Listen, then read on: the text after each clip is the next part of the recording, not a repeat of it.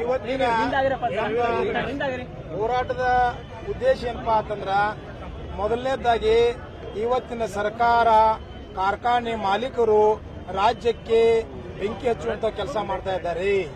ರೈತರ ಮೇಲೆ ಮರಣ ಶಾಸನ ಬರೆಯುವಂತ ಕೆಲಸ ಮಾಡ್ತಾ ಇದ್ದಾರೆ. ಇವತ್ತಿನ ದಿವಸ ಪಕ್ಕದ ಮಹಾರಾಷ್ಟ್ರ ರಾಜ್ಯ 3,500 ರೂಪಾಯಿ ಕಬ್ಬಿನ ದರ ಘೋಷಣೆ ಮಾಡಿದರು. 20 ತಾರೀಕು ಕಾರ್ಖಾನೆ ಚಾಲೂ ಮಾಡೋರ ನಮ್ಮ ಹೋರಾಟದಿಂದ ಇವತ್ತಿನ ಕಾರ್ಖಾನೆ ಚಾಲೂ ಮಾಡಿಲ್ಲ.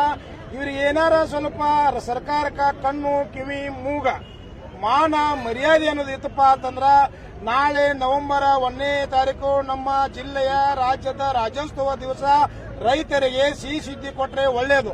ಇಲ್ಲಪ್ಪ ಅಂತಂದ್ರೆ ಎಲ್ಲಾ ಫ್ಯಾಕ್ಟರಿ ಮುತ್ತಿಗೆ ಹಾಕಿ ರೈತ ಬೀದಿಗಿರುವಂತ ಕಾರಣ ಸಂದರ್ಭ ತರುವಂತ ಕೆಲಸ ಇವತ್ತಿನ ಸಿದ್ದರಾಮಯ್ಯನವರು ಸರ್ಕಾರ ಮಾಡತೈತಿ.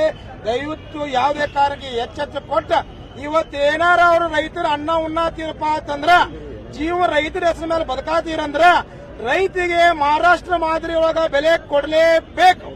ಇಲ್ಲಂದ್ರ ನೋಡ್ರಿ ಮಹಾರಾಷ್ಟ್ರ ಮಾದರಿ ಒಳಗೆ ಸದ್ಯ ನಮ್ಮ ಬೇಡಿಕೆ 5,000 ಐತಿ. ಮಹಾರಾಷ್ಟ್ರದಾಗ 3,750 ರೂಪಾಯಿ ಪಂಡ್ರಾಪುರ ಕಾರ್ಖಾನೆ ಆಲ್ರೆಡಿ ಚಾಲೂ ಮಾಡೈತಿ. ಒಬ್ರು 3,500 ಮಾಡ್ಯಾರ. ಎಲ್ಲಾ ಮಾಡ್ತು ಅಂತ 10 ತಾರೀಕು ಗಡುವು ಕೊಟ್ಟಿದ್ದಾರೆ ನಮ್ಮ ರಾಜು ಶೆಟ್ಟಿ ಸರ್ ಮಹಾರಾಷ್ಟ್ರದ MP ಅವರು. ಇವತ್ತು ಕರ್ನಾಟಕದಾಗ ಇವತ್ತು ನೀತಿ ಇಲ್ಲದಂತ ರಾಜಕಾರಣಿ ಜನ ಒಡೆಯುವಂತ ಇವತ್ತಿನ ಸರ್ಕಾರ ರೈತರು ಬೀದಿ ತರುವಂತ ಸರ್ಕಾರ.